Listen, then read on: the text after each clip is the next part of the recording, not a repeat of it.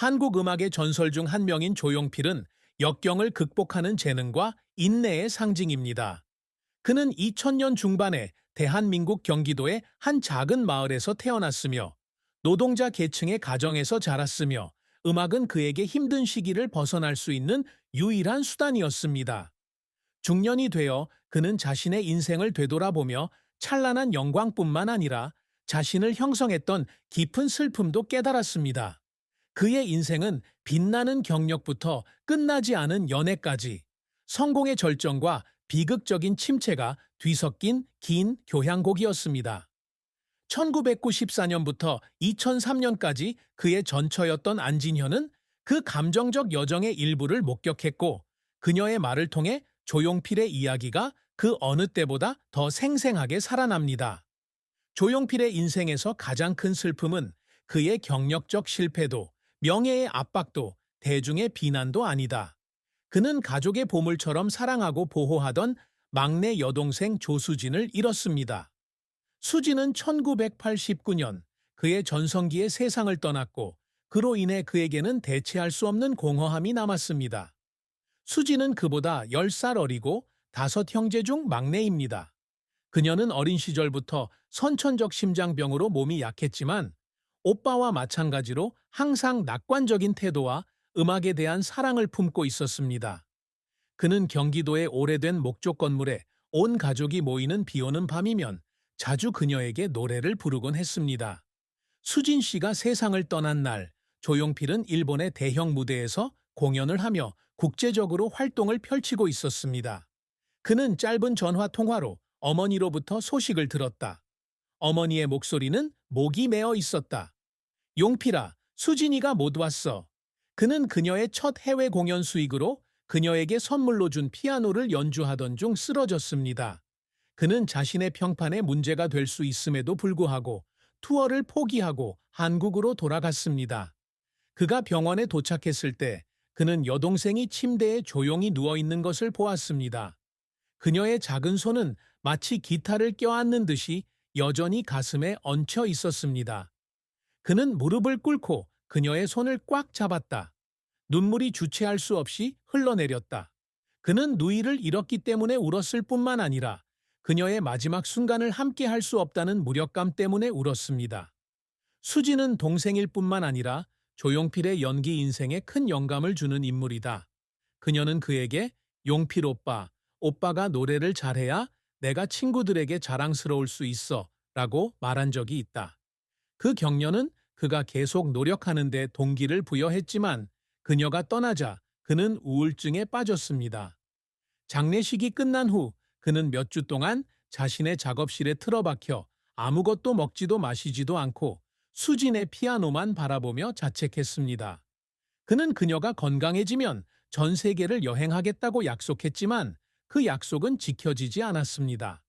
그 슬픔은 결코 사라지지 않고 그의 일부가 되어 그의 후기 노래의 우울한 멜로디를 더하는 데 영향을 미쳤습니다. 조용필의 선수 생활은 땀과 눈물, 그리고 기억에 남는 영광의 순간으로 가득한 긴 여정이었습니다. 그는 경기도의 가난한 가정에서 태어났으며 부모님이 5형제를 부양하기 위해 열심히 일하시는 바람에 어려운 환경에서 자랐습니다.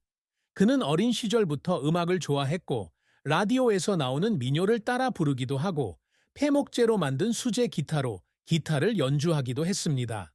그는 15세의 지역 밴드에 가입하여 가족을 부양하기 위한 돈을 벌기 위해 작은 술집과 마을 축제에서 공연을 했습니다. 그는 정식으로 음악을 공부할 기회는 없었지만 오래된 책을 보며 독학했고 집 근처 강둑에서 매일 발성 연습을 했습니다. 조용필은 1976년 26세의 나이로 록과 포크가 섞인 노래 돌아와요 부산항해로 데뷔했는데 이 노래는 한국에서 금세 큰 인기를 얻었다. 그는 깊고 강력한 목소리와 매혹적인 공연 스타일로 청중을 사로잡았고 그의 경력에 있어 황금기를 열었습니다.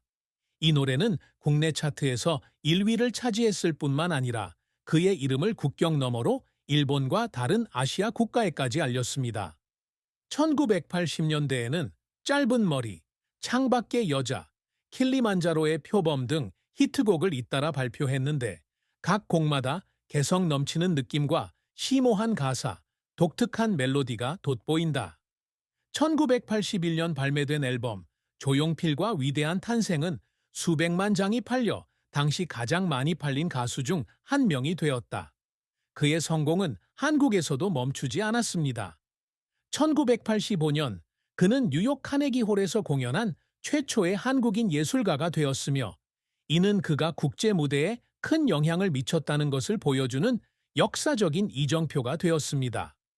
청중은 그의 목소리뿐만 아니라 창의성과 한국 전통음악과 서양 록, 팝을 결합하는 능력 때문에 그를 사랑합니다.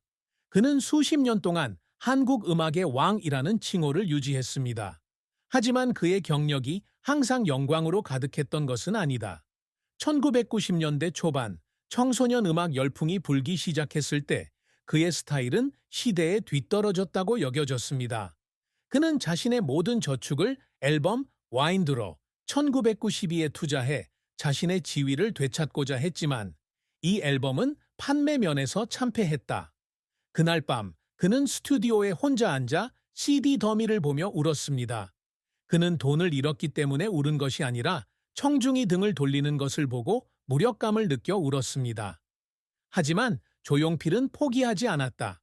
그는 작곡과 음악 제작에 전념하며 다시 영감을 찾기 위해 쉴 새 없이 노력했습니다. 2003년 53세의 나이로 트로트와 현대팝을 결합한 앨범 헬로를 발표해 대중의 큰 호응을 얻었다. 그는 하루 20시간씩 녹음을 하며 각 노래를 완벽하게 만들려고 지쳐버릴 정도로 일했습니다. 어느 날 긴 녹음 세션을 마치고 그는 방에 앉아 얼굴을 가리고 울었습니다. 청중의 기대에 부응하지 못할까봐 두려웠고 압박감 때문이었습니다. 그는 육체적 피로 때문에 울은 것이 아니라 자신의 지위를 지키고자 하는 예술가로서의 자존심 때문에 울었습니다. 그의 경력은 모든 도전을 극복하기 위해 쉼 없이 싸운 한 남자의 확고한 의지를 증명해 줍니다. 조용필은 단지 명예나 돈만을 위해 사는 사람이 아니다. 그에게 진정한 성취란 청중에게 감정을 전달하고 지속 가능한 음악적 유산을 남기는 능력입니다.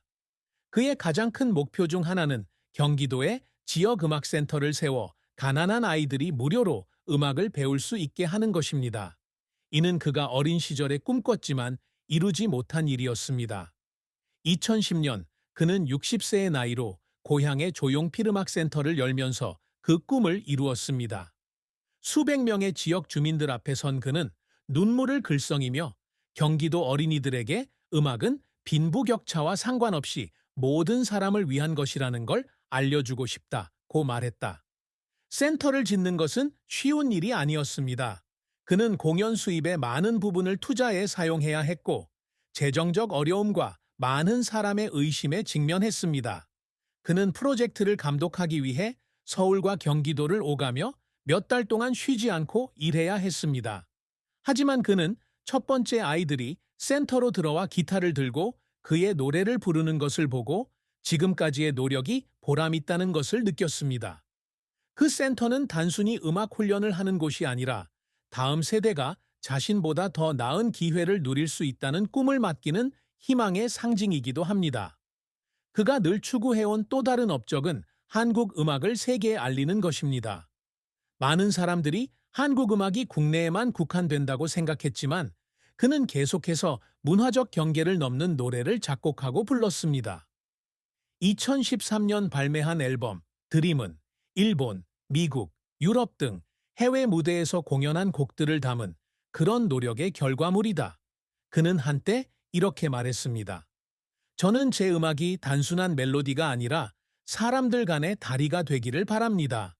그는 그러한 목표를 달성하기 위해 건강이 악화되는 상황에도 불구하고 스튜디오에서 많은 시간을 보내며 새로운 스타일을 실험했습니다. 그는 많은 성공을 거두었지만 언제나 그것이 충분하지 않다고 느꼈습니다. 수진이 죽은 후 그는 누나에게 바치는 노래를 작곡하기로 했습니다. 형제애와 끝없는 그리움에 대한 노래였습니다. 하지만 그는 펜을 잡을 때마다 목이 메어 더 이상 글을 쓸 수 없었습니다. 조용필의 사랑과 결혼은 기쁨, 슬픔, 깊은 후회로 가득 찬 길고 감정적인 이야기입니다. 그는 두 번이나 결혼을 했는데 그 결혼은 모두 그에게 지울 수 없는 상처를 남겼습니다. 그의 첫 번째 결혼 상대는 1981년 인터뷰를 통해 만난 기자 박지숙 씨였다. 두 사람은 금세 사랑에 빠졌고 1983년 33세의 나이로 서울에서 지숙과 간소한 예식을 통해 결혼했다. 지숙은 오랜 세월 연예계에 전념해온 그의 마음을 설레게 한 첫 번째 여성이다.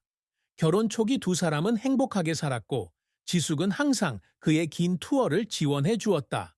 하지만 직장 생활의 압박과 생활 방식의 차이로 인해 두 사람의 관계는 금이 가기 시작했습니다. 1988년 5년간 함께 살다가 많은 팬들의 안타까운 마음에 이혼했다. 그의 두 번째 결혼 상대는 1992년 음반 녹음 프로젝트를 진행하던 중 만난 음악 프로듀서 안진현 씨였다. 두 사람은 44세인 1994년에 결혼하였고 진현은 힘든 시기에 남편의 정서적 지지자가 되어주었다. 하지만 이 결혼 생활은 오래가지 못했습니다. 직장 문제로 인한 압박과 자녀 양육에 대한 의견 불일치, 두 사람 사이에는 자녀가 없음에도 불구하고 가 그들을 갈라놓았습니다. 2003년 9년간의 결혼 생활 끝에 두 사람은 조용히 이혼했다.